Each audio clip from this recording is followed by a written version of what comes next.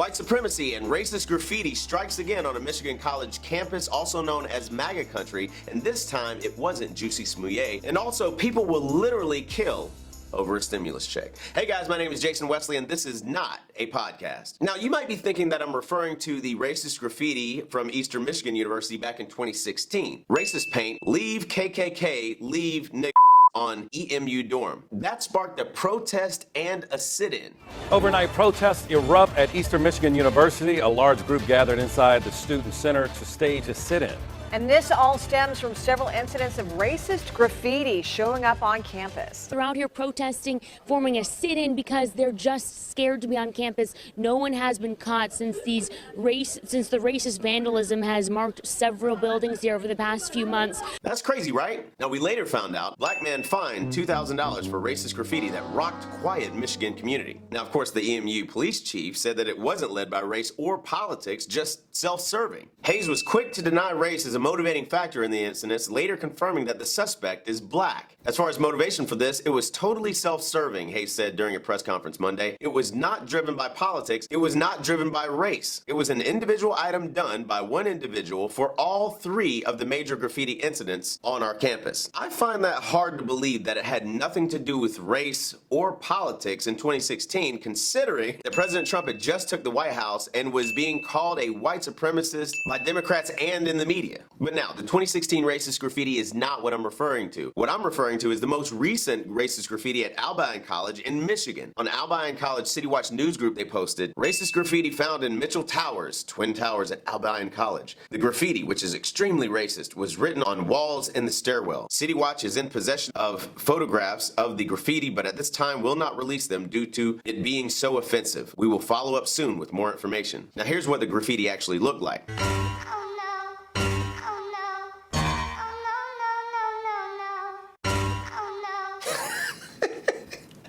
Man, what type of trash graffiti is that? I mean, I was expecting something artistic and elaborate, like maybe the Kobe Bryant tribute or the Brian Ortega, like something I see around in LA, the graffiti for Nipsey Hussle, something that, you know, just racist, you know, but at least artistic and elaborate. This trash was written in a Sharpie. Like, if this was one of the things that he had to do to join the KKK, they would have beat his ass for embarrassing them.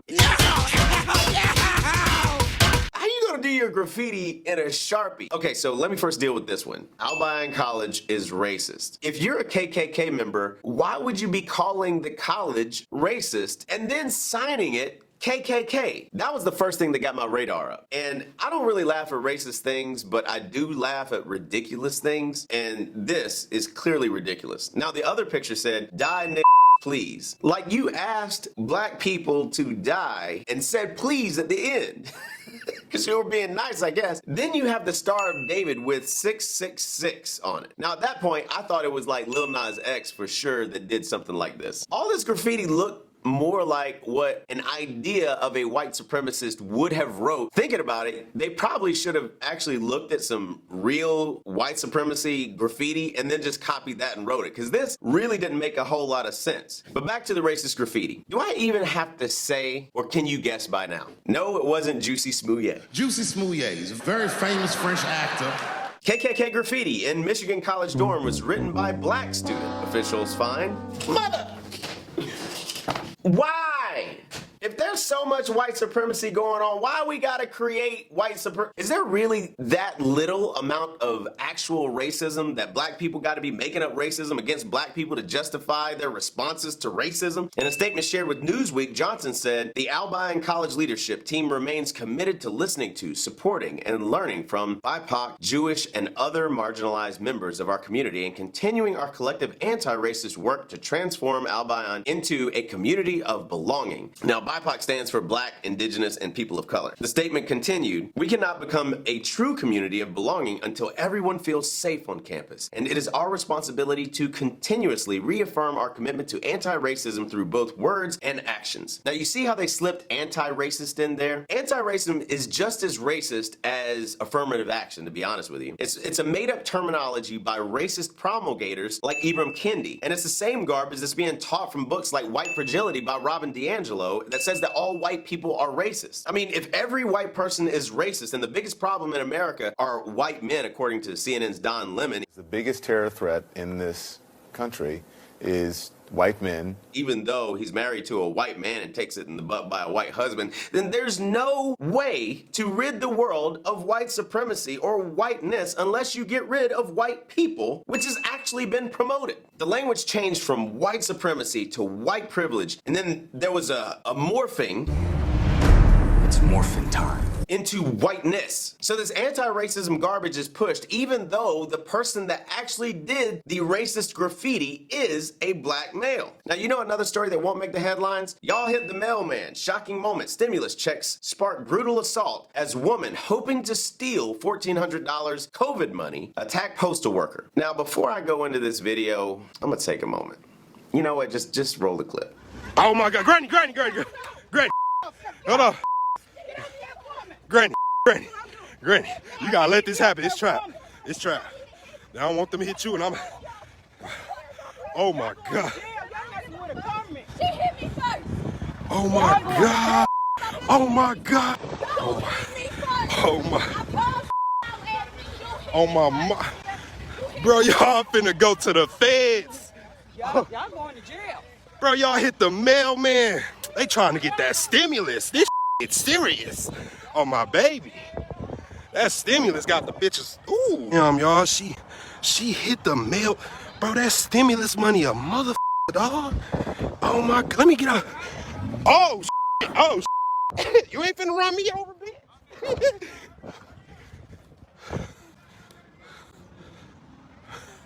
Damn, bro, this crap. They done hit this mail lady car and hopped out. What the Bro, only in Flint, bro. It's always some janky shit. So these ladies hit the truck and got into an actual fist fight. Now, if the races were reversed, we might be talking about an actual hate crime, but that doesn't fit the narrative. In a statement to the Post Friday, the United States Postal Inspection Service said that the safety and well-being of all USPS employees was a top priority, while adding no evidence shows the caught-on-camera attack was somehow tied to stimulus checks. Postal inspectors are aware of the incident involving the Postal Service employee, the statement said. There is no indication this incident was related to the disbursement of the economic impact payments. The investigation is ongoing. So we don't know if this attack is actually sparked by stimulus checks at this point, because I don't believe everything the narrator of somebody that's filming a video. I just don't believe everything that they say. I believe in this thing called evidence, and while we don't have any evidence of it there, we do have evidence of it in this attack. 13 investigators learned that mail carrier Angela Summers had taken steps to avoid a house on her delivery route with the family dog repeatedly on the loose. Summers filed paperwork, according to court documents, to hold the mail due to the concerns with the dog. She reportedly told the Cushenberry family multiple times their mail was being held here at the Linwood, Indianapolis post office. So the third letter came that said your mail will be curtailed. The head of the Letter Carriers Association told 13 News Tony Cushenberry and his family were expecting stimulus checks, so things heated up. Court documents say when Summers bypassed their home, the 21-year-old confronted and eventually shot her once in the chest. During questioning, Cushenberry told investigators it happened after she pepper sprayed him. Cushenberry explained he did not mean to kill the letter carrier, but wanted to scare her. In social media posts uncovered by 13 Investigates, days prior, Summers wrote, "This dog is a nasty devil that I've had to spray twice." Summers also posted, one of the residents stated, "If I ever mace her dog again, she'll personally mace me." The postal worker wrote in the very same post, "I'm beginning to feel seriously unsafe." A woman stands up and hollers for my attention. She tells me that she's the lady of this house and that if I ever mace her dog again, personally mace me. Yup, that was definitely a threat to a federal employee. Then she proceeds to yell, "Bitch this," and "kick your ass, bitch that" at me. I keep walking. I get to the other side of the house's yard and I'm putting mail in the box at the next house, and she's yelling that if I talk to these kids again, she's going to set a pit bull loose on my white. Two clear threats now. I'm beginning to feel seriously unsafe. How exactly does race factor in this? Is she threatening to commit a hate crime against a federal employee? I turned to go to the next house. Yup, quite literally turning my back on that shit show. And she finished up with, "And you better deliver my mail."